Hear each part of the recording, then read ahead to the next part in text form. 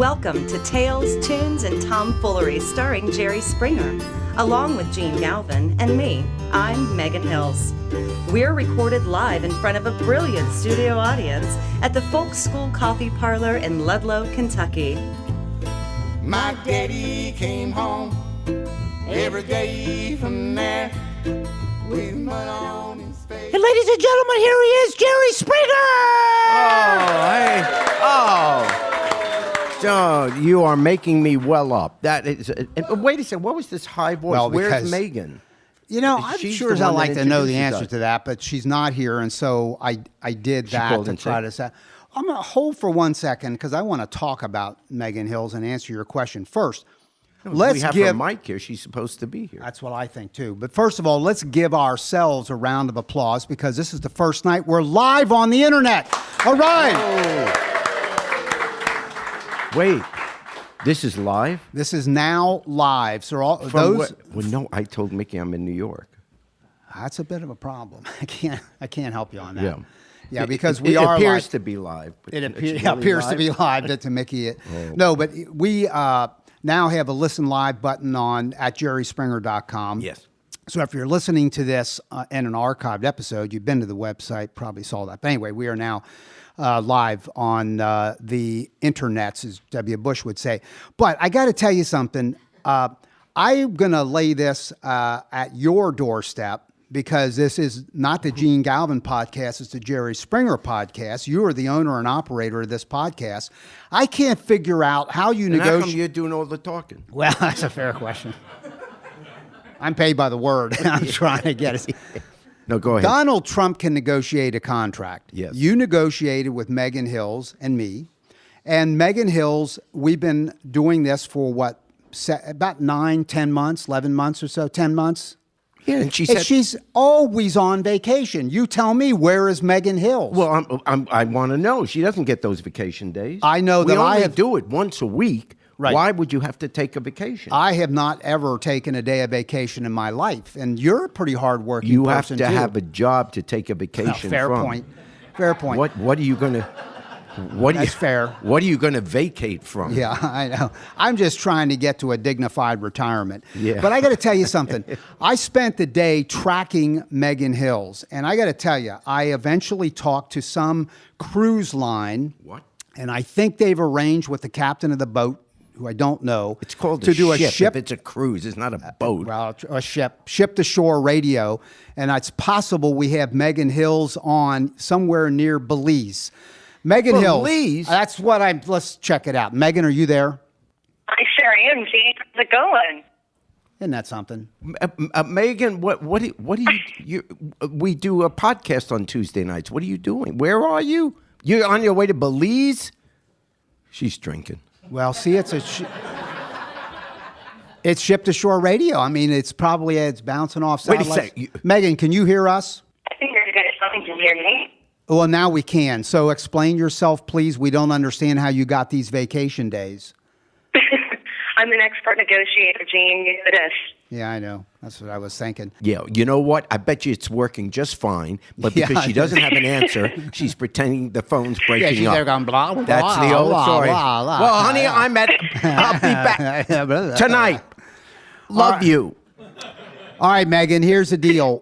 We will start another episode in about 40 minutes, and we expect you here. Thank you very much. That's adorable. Have a good night. Hey, have a great time. Yeah, have a drink for us, Megan. All right, bye-bye. So this was true. This is not a joke. She's really No, on a cruise? that was a ship-to-shore radio signal, and obviously You it mean the sucked, but captain let her The call? captain was standing there probably at some dials or something. Can you trying to make imagine all that poor happen. captain? She comes up, this woman he doesn't know comes up. I need to call Jerry Springer. Yeah, I know. Hey, that's what I would say Yeah, too.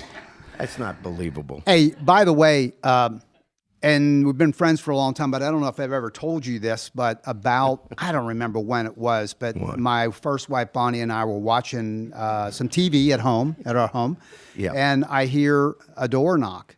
And I look outside, it's nighttime, and I see nothing, nobody. And I'm looking around, I figure that's probably some teenagers or something goofing on us. And I look down, and I did see a snail. I don't want that here. And I picked it up and gave it a good toss way out into the yard, went back in. Yeah. Bonnie says, what happened? Blah, blah, blah. Nobody there. 3 years later, bizarre, a door knock. I go down and open the door, look outside, Jerry, nobody there. And then I look down and saw a snail, and the snail says, "What the hell are you doing that for? All I wanted to do was use your phone. My car broke down."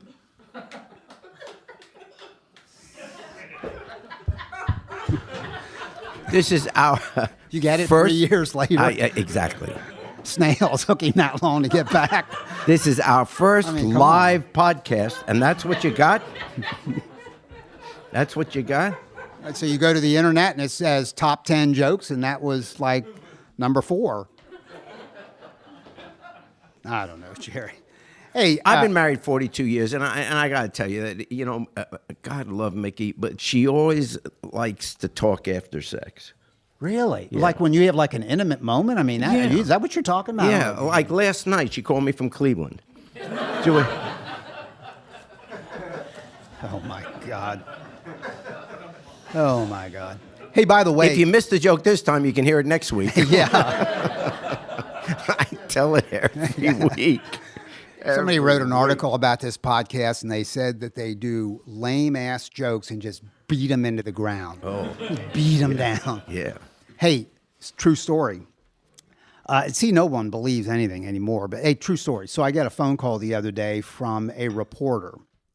Not going to say where, what paper, not going to say the celebrity. The reporter says, "I'm trying to get in touch with Jerry Springer." And they kind of know I'm the pool boy at the Springer household, so they're going to come through me to try to get to Jerry. So she said, "Let me tell you what it's about."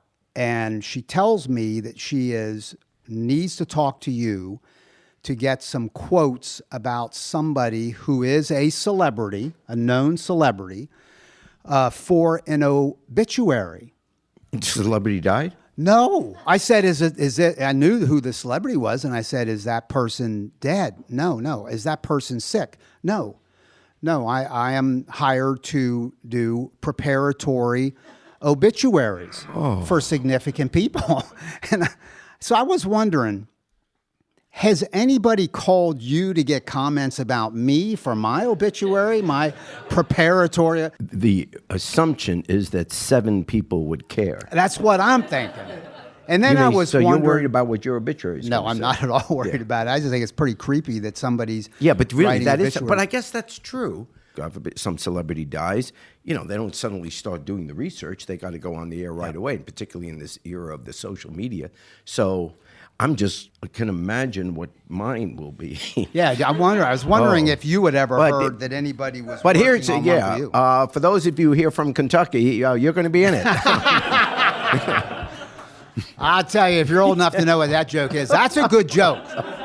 Now that's a good one. Oh yeah, it'll be prominently mentioned. Yeah.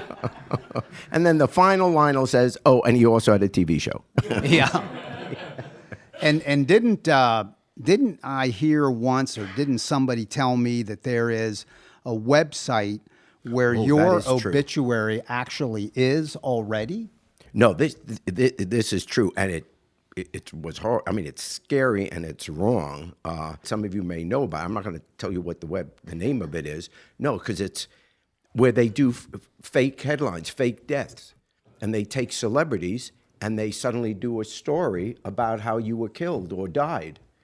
And this was last year, and they did one that I had been killed in a car crash on the Pennsylvania Turnpike, and they described the whole thing, how I was pulled from the car and all that. I mean, it's a hoax. The point is, some family member sees it, and we started getting calls at the show. And then I'm saying, what if, Katie, Mickey, whatever, someone sees us? So, I immediately called home, and Mickey didn't seem bothered by it, but No. Too upset. But yeah, there is that they do that. When I found out about it, and then I saw that they do other far more famous celebrities than me. And but the story is in such detail. You read it, you do not think this is a joke. They quote the police officer at the scene. And, they're getting in touch with the family and all that. I mean, it was horrible. But now I know, that's why I know what they're going to say in my obituary. You've already seen it. That's why I'm trying to keep living, because it's going to be ugly when I go. going to be ugly. Hey, by the way, in a little bit, we're going to hear Honey in Houston, which is a great greater Cincinnati area folk group. And Jerry, by the way, I want to tease this for a second, just came back probably within a number of hours ago from Iowa, where the Iowa caucus just happened. Now, if you're listening to this on an archived episode, it'll, that will have passed some time ago. If you're listening live, it's going to be, he has some, I think, very germane comments about what he saw. But before we go there, I wanted to mention something else. I spent some time today, Jerry, on the phone with the people from the Center for Cuban Studies. Yeah. And this is an organization out of New York City, and they're top-notch, and they are arranging our podcast trip to Cuba in mid-May. So we're going to Cuba with the co-host, Megan Hills, if she's got to back check from her vacation Belize. schedule. But she will be with us. And Casey Campbell, our music coordinator, is going to go with guitar and do some performing down there. And we're going to record some people from Cuba who are part of a music movement called Nueva Trova. And there's a great documentary out right now called the Poet of Havana. Poet of Havana, and it's outstanding. Carlos Varela, and we're hoping through our contacts at the Center for Cuban Studies to be able to get access to him. Silvio Rodriguez, who is another member and older guy who's part of the Nueva Trova movement.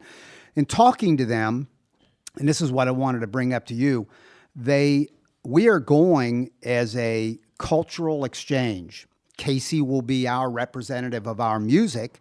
He'll sing some songs, labor songs, worker songs, some of his own music. We've told the Cuban government that I'm part of a cultural exchange. That's what I wanted That's what I wanted to bring up. Yeah.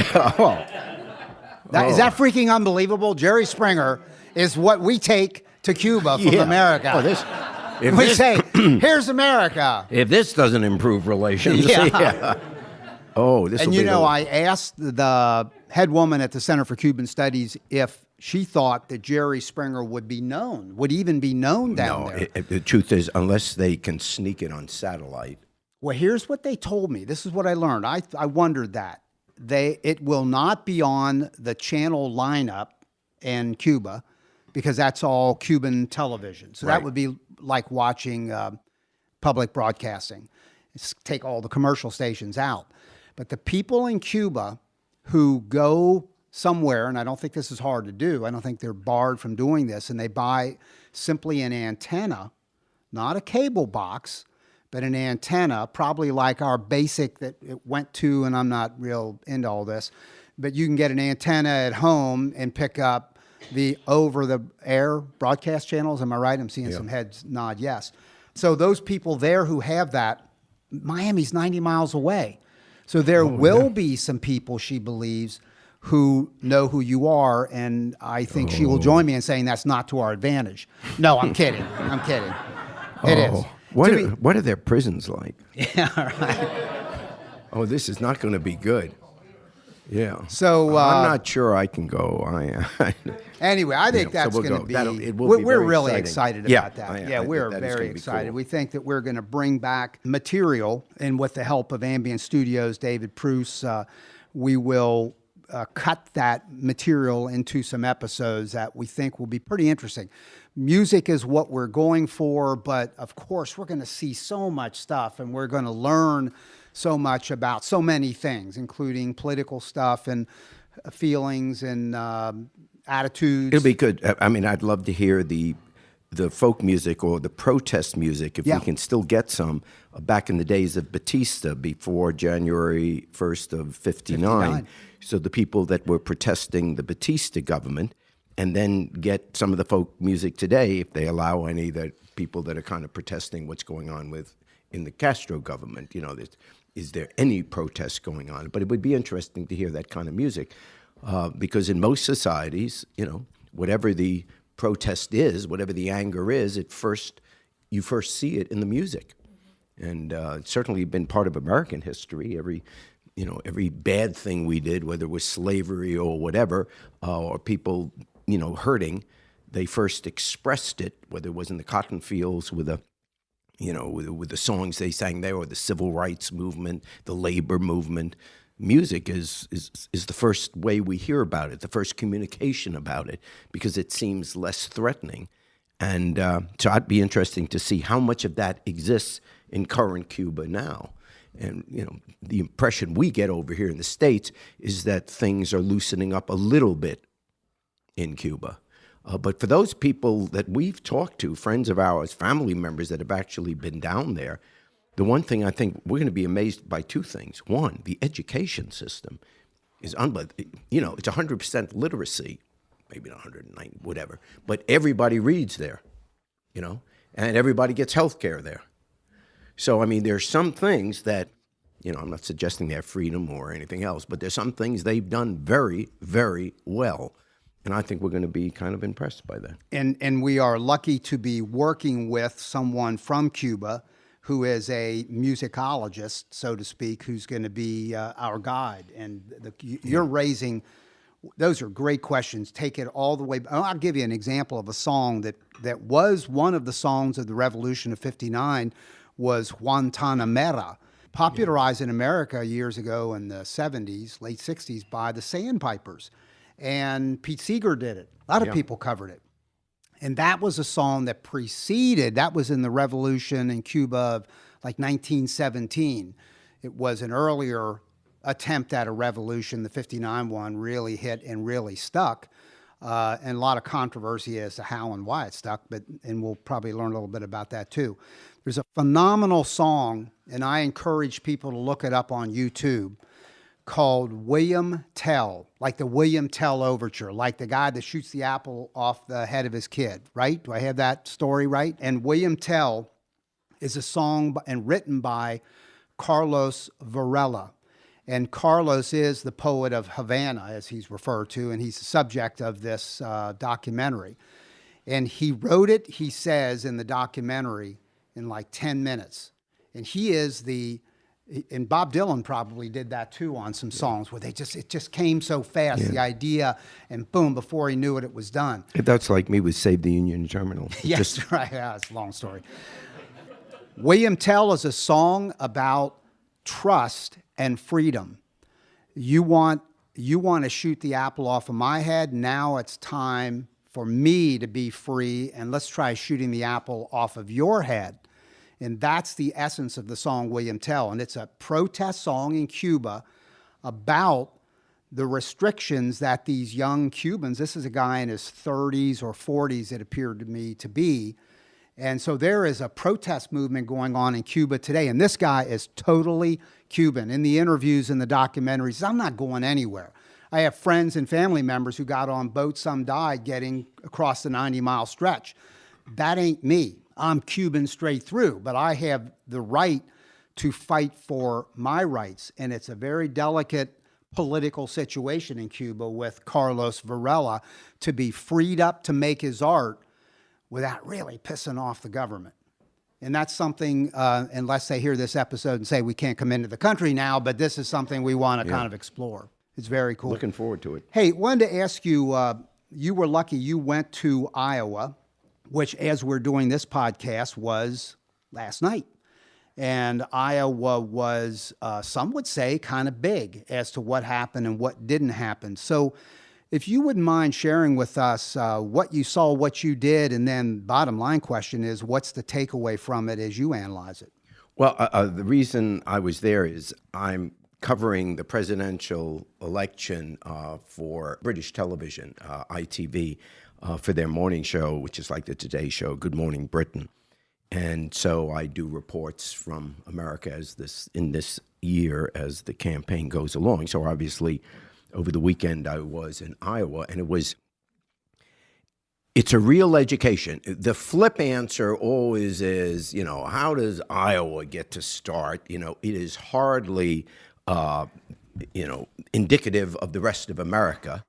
I did see one black person there, and because we did the show from a truck stop diner on Sunday night, which is really Monday morning in England, and the people in the diner, it was packed, and the people in the diner were people that were going to show up at the caucuses. And it was funny because the owner of the diner happened to be African American, and so we got to talking, and he just moved to Iowa a few years ago, and he said, I like it, but he says, if I want to see a black person, I have to look in the mirror.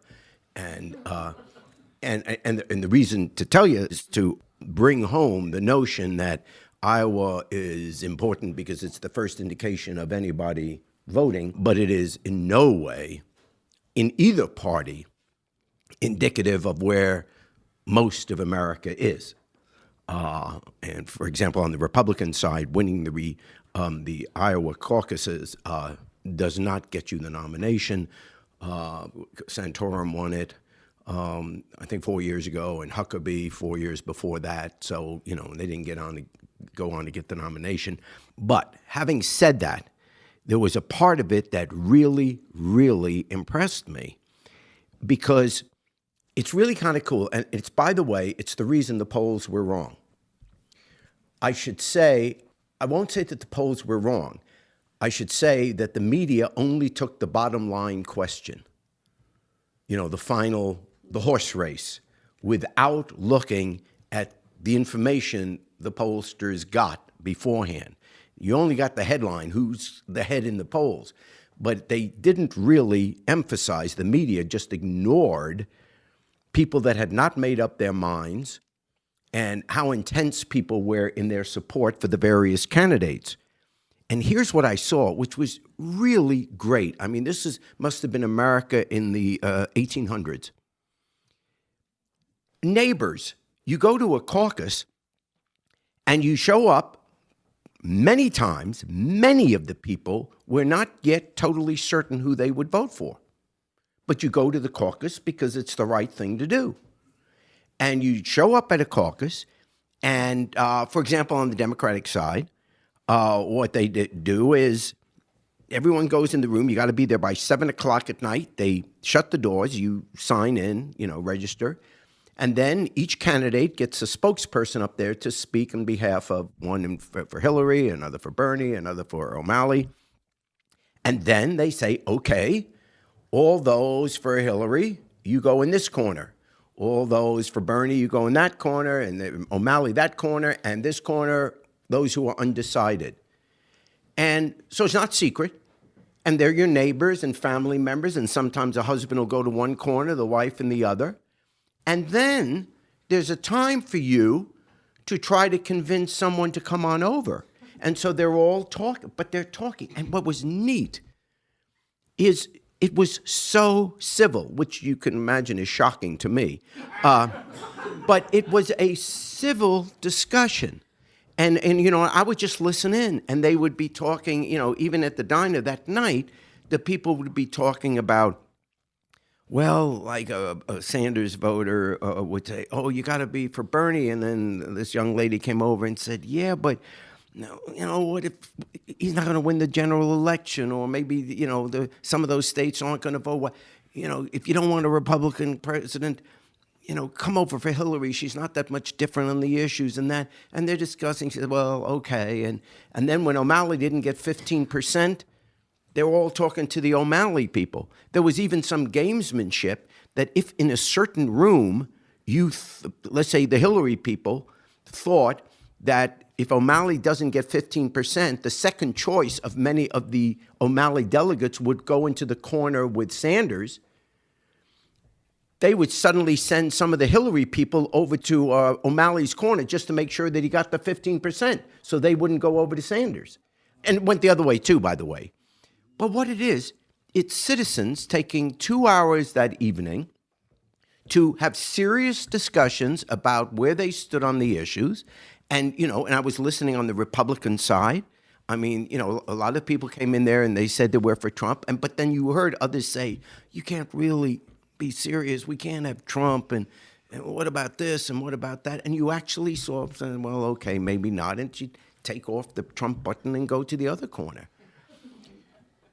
That is why the polls were totally off, because underneath they didn't think that so many people would actually make up their minds at the caucus, and there was no way to measure that. The polls will be more accurate in New Hampshire, and on states where you have a primary. The reason is when you go to vote in an election, when you go into the booth, 99% of the people already know, you already know who you're going to vote for when you show up at the voting booth. I mean, there may be a little indecision, but normally you know who you're voting for. Plus, there's no discussion. In fact, you're not even allowed to have any campaigning within, I don't know, 100 yards, I don't know, but a certain number of feet of the polling place. So there's no discussion. There's no trying to convince someone to come on over. And that becomes fascinating. I mean, it's really how democracy ought to be. I don't know that you could literally do it in huge states with, millions and millions of people. So the good news about what they do in Iowa is it forces all the candidates to actually talk to people that have real questions. The rest of the country watches it for the 2 months prior to the Iowa caucuses, so we're all getting educated. So it isn't a horrible thing. And we shouldn't panic because the results of Iowa do not determine who the nominee is ultimately going to be. It could by coincidence, but not because of what happened. Having said that, by the time this is heard, I could turn out to be totally wrong. And then I never said it, and I wasn't here.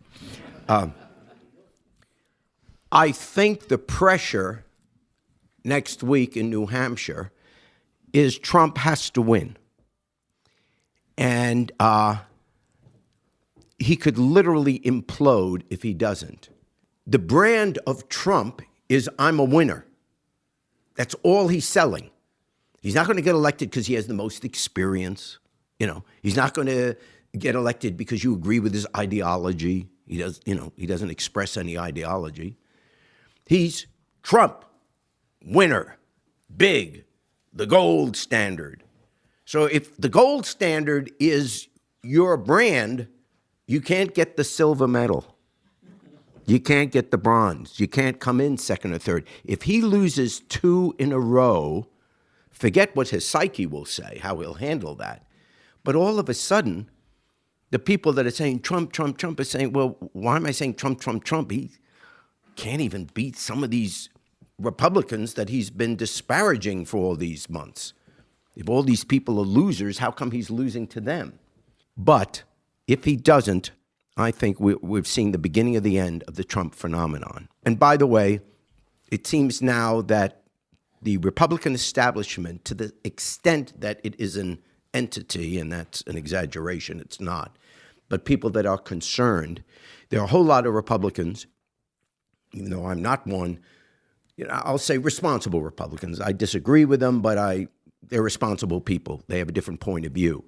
But they are panicked at the notion of either Trump or Cruz leading the ticket. Neither one of them can be elected president of the United States. It can't happen, and I am sure of that. But beyond that, they will hurt the rest of the Republican ticket. So every Republican congressman in America is panicked that, oh my God, what if Cruz is at the head of the ticket? He's too right-wing for America, and he'll take down the rest of the ticket. And they don't like him. Trump, they don't hate, they just think he's crazy.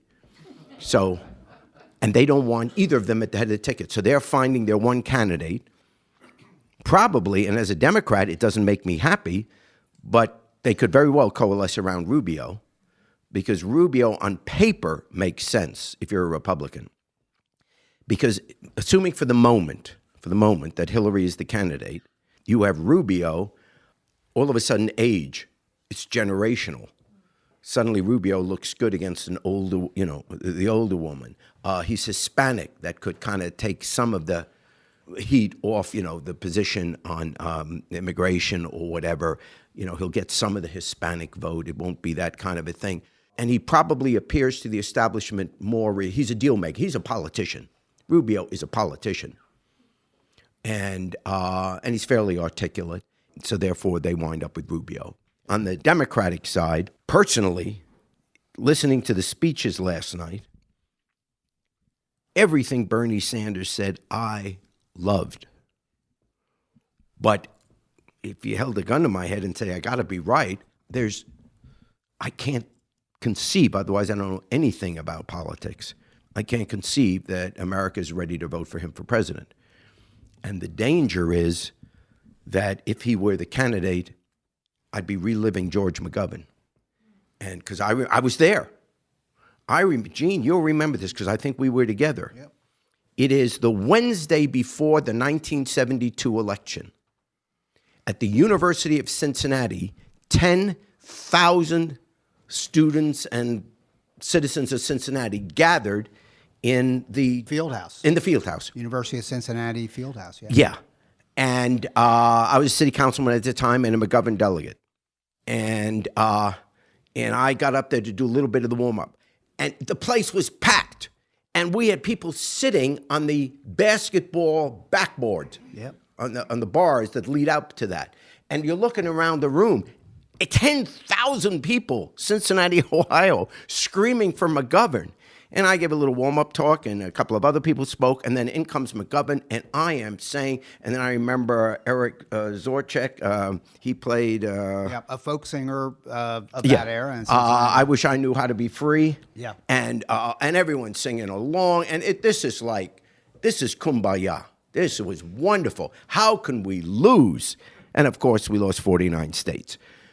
And I'm worried that young people, like I was at the time, we're all going to get all excited about Bernie, and we're going to have health care for everybody, and we're going to have free education for everybody, and we're going to stick it to the oil companies, and we're going to have some serious do work on climate change and minimum wage up to $15. Every single one of those issues, I 100% agree with.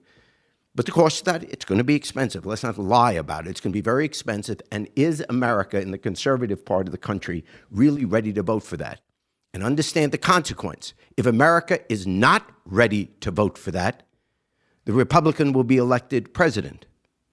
And even if you think the Republican is a good, decent person, very bright and all that, no Republican president in the first term can afford to veto this Republican Congress. And the Congress will still be Republican because of the way the lines are drawn. Very right-wing, very conservative. You know all the pieces of legislation they try to get through.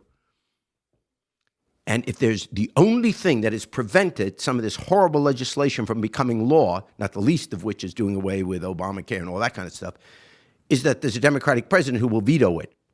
It's the single most important issue of this election, I would argue, that if you are anyway a little bit progressive, and even if once in a while you vote Republican, you can't have a Republican president with this Congress. There are no brakes on it. If it were a responsible Republican Congress, then we could have debates on individual issues. But this is a runaway Congress. And that is the danger. And so all I say is to my friends who are, my own wife, who's for Bernie, I say, go ahead, support her now. Just don't damage Hillary, because she may be our only hope of stopping having a Republican president. And that is what I take away from the caucuses. Right. Good stuff. I'm very, very proud that my podcast partner, Jerry Springer, operates at a level where he's sent off to the Iowa caucuses by a station in London. And I am known for picking up a snail and throwing it out into my yard that comes back 3 years later. There's the difference. Hey, by the way... there's the guy with the hearing aid. There's a guy with a hearing aid? What do you see? Who said, oh, gee? All right, we don't have to go past. No, what? Everybody. yeah. Why? What did you? No, he's telling me this is the finest hearing aid money can buy. Really? I say, what kind is it? He said 4 o'clock. We have a group. We're very excited about this. Honey in Houston, and I'll tell you, those of us who do the podcast and the audience that's here, we get to hear what's called a mic check, and these guys were in earlier, just jamming a song, a piece of the song, probably one of them that they're going to do. They are a group from Greater Cincinnati, and we're going to hear a little bit about them and who the members are and some background about where their original songs come from. And by the way, as they're setting up, we do pride ourselves. We see it as our musical mission to bring on up-and-coming songwriters, not just performers, as these guys are, but up-and-coming roots music songwriters. And that's our thing that we do. So if occasionally, if Emmylou Harris wants to come in, and Jerry, by the way, gave her the key to the city of Cincinnati one time when he was mayor, we'd be happy to have her. But we're more likely, way more likely to have folks like this perform. So let's hear a song from Honey in Houston.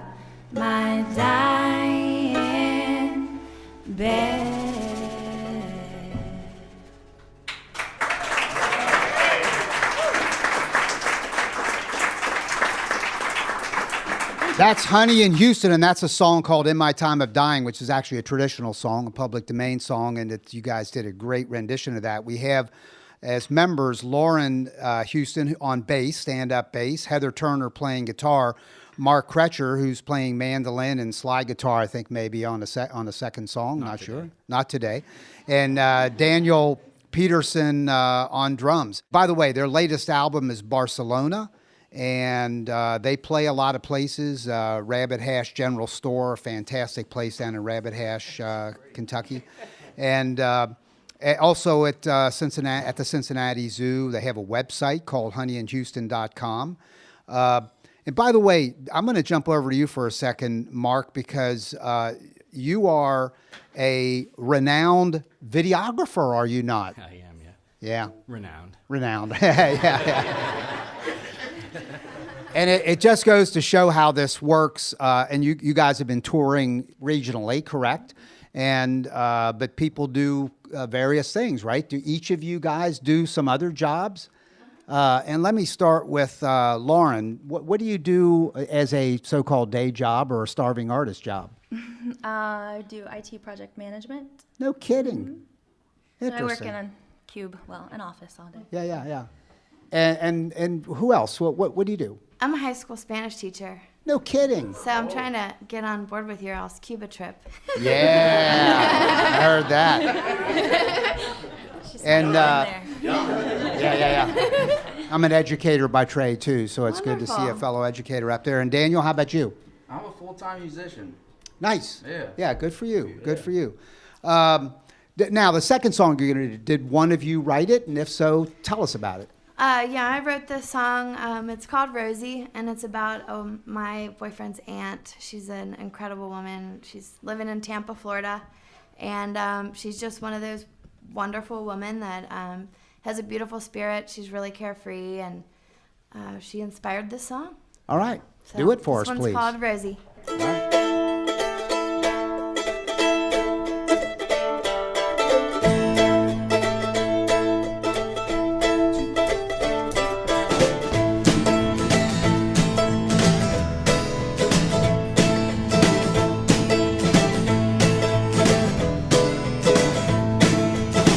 When she was young, her mom would dress up like a clown.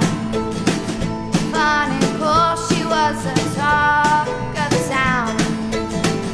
Little Rosie wanted to make her proud. She took that spirit and she lived out loud. Rosie red legs, share a drink with me today.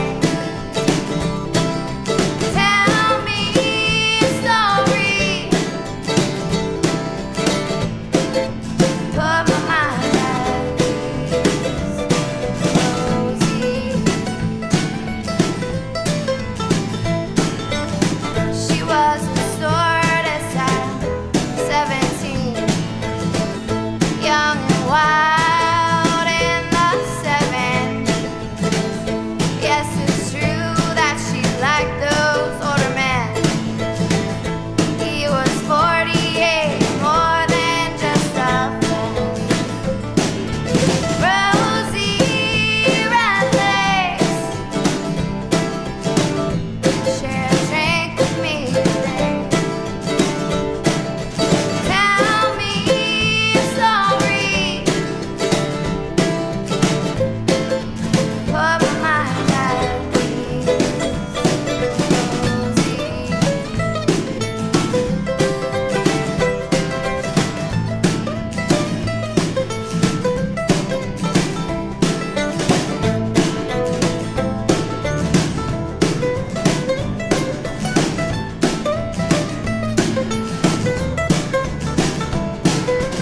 Rosie red legs, share a drink with me today. Tell me a story, put my mind at ease. Rosie red legs, share a drink with me today. Tell me a story, put my mind at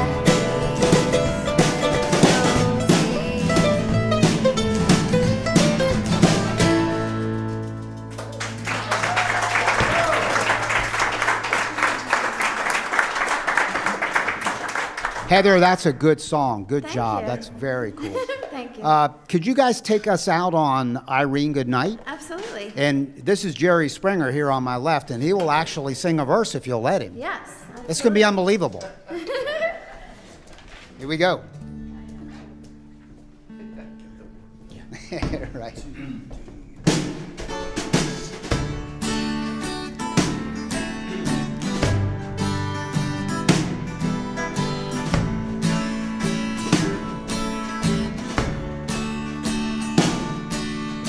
Last Saturday I got married. Me and my man settled down. As of today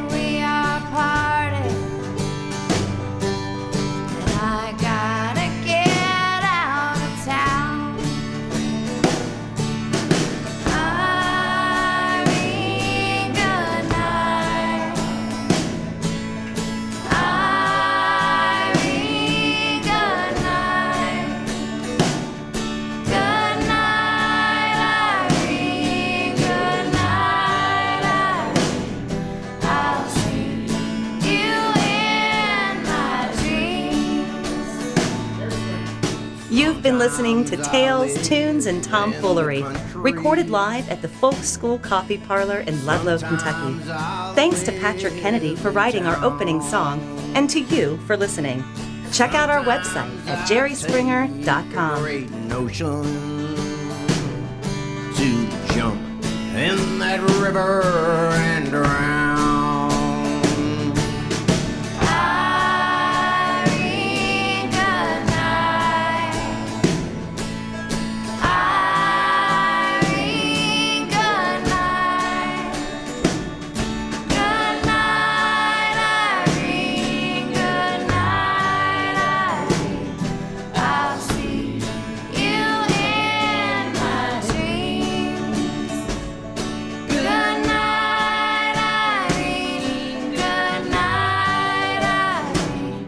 I'll see you in my dreams. Y'all come back now.